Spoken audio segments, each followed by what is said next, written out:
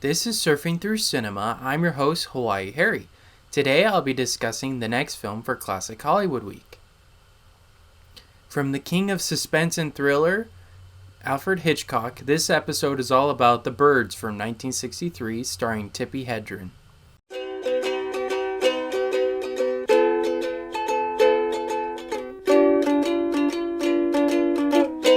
Okay, so let's get into the plot for The Birds. So a rich woman named Melanie, she meets a lawyer named Mitch at a bird shop.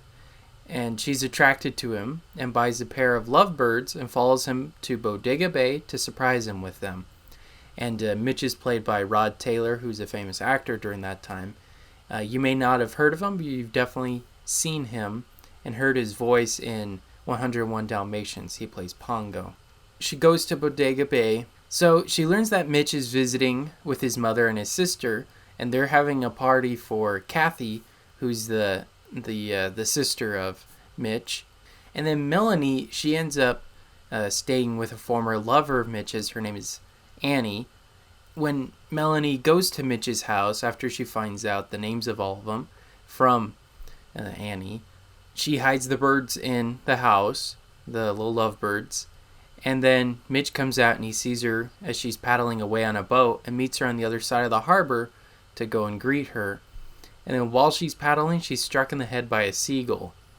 And this to me is where the movie transitions from kind of a cute love story into a thriller. So everything after this point is crazy. And so Mitch invites Melanie over for dinner that evening. And she's also invited to the birthday party for Kathy the next day.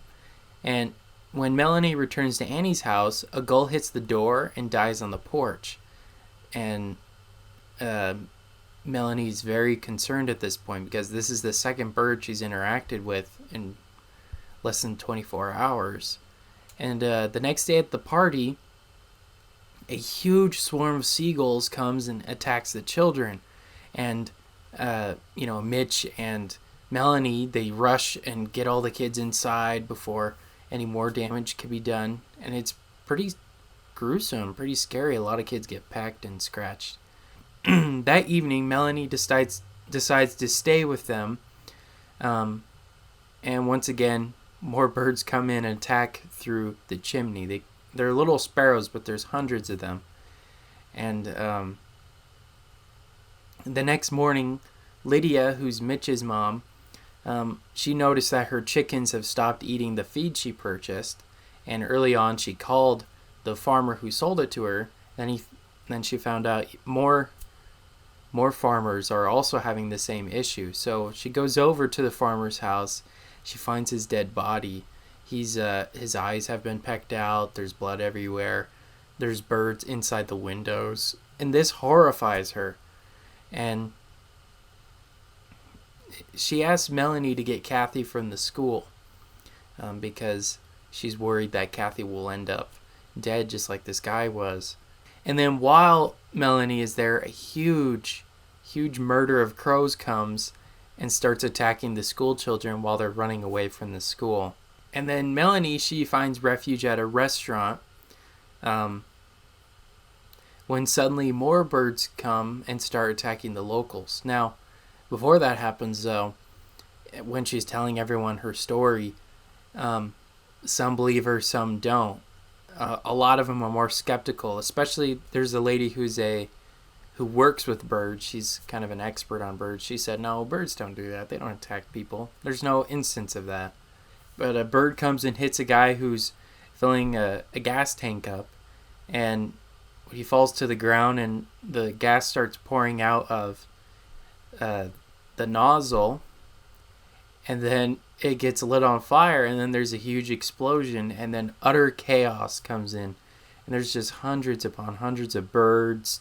Melanie, she finds refuge in a photo booth or a phone booth, but she just sees all this devastation and people dying, and it's horrifying. And then she's saved by Mitch, and Melanie and Mitch go and find Kathy at Annie's house, and they find Annie dead on the ground. And so, rushing back to Lydia to go and protect her, they barricade the house and wait for the next attack. And in the middle of the night, Melanie investigates a rustling sound that she hears in the attic. She's totally engulfed and surrounded by birds. They had pecked their way through the roof.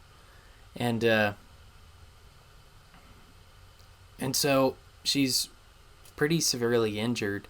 And so Mitch decides that, they need to get out of there. They can't just stay there. So he quietly walks out, and there's hundreds of birds just perched outside his house, just waiting. He walks towards the car in the garage, and he turns on the radio, and he hears it's not just Bodega Bay, it's pretty much all the surrounding communities. So he even hears that they may bring in the army to come and stop all these birds. And so, still determined that he wants to protect everyone, he helps them. He helps Kathy and Lydia and Melanie slowly but surely get into the car without disturbing the birds. And then Kathy realizes she forgot her lovebirds, and these are the only two birds that have never attacked anyone, and so they bring them with them as well. And then the film ends with the car driving off into the sunset. We never actually get to know what happens after that. That's the end of the movie. All right, so that's the plot to The Birds from 1963. I'm going to go on a break real quick, but first, here's a message from our sponsor. This podcast is brought to you by Anchor.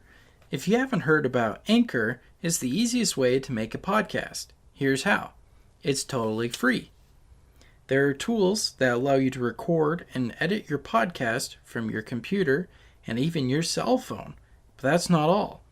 Anchor distributes your podcast for you so it can be heard on Spotify, Apple Podcasts, and many, many more.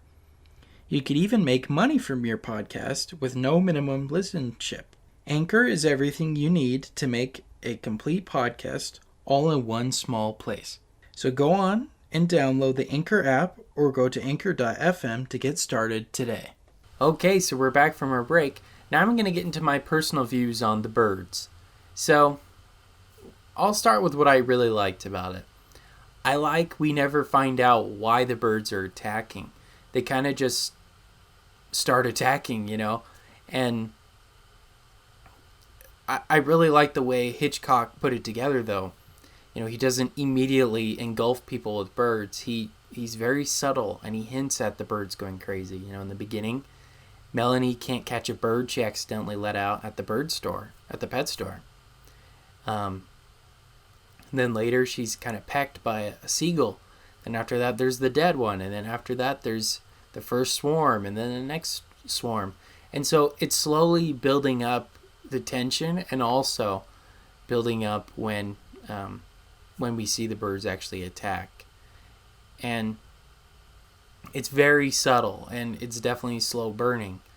It's not like 100 degrees all at once. No, it's slowly but surely building up into that crazy, crazy moment.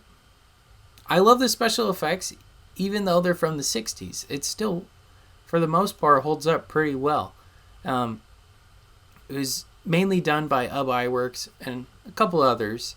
They use this process that in the camera they had this perfect matte that would map out around the characters, and then on top of that there was a background that would be behind them that covers the matte, and they filmed that at the same time as the people moving, so they didn't have to go in later and cut out like they normally would with blue screen. I think they call this the yellow screening process. I can't remember the exact name, but it's really cool how they are able to accomplish that.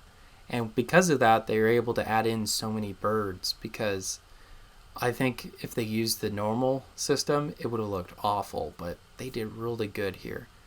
And yes, when I say Ub Iwerks, I really mean Ub Iwerks, the guy who helped create Mickey Mouse, the guy who worked at Disney for so many years.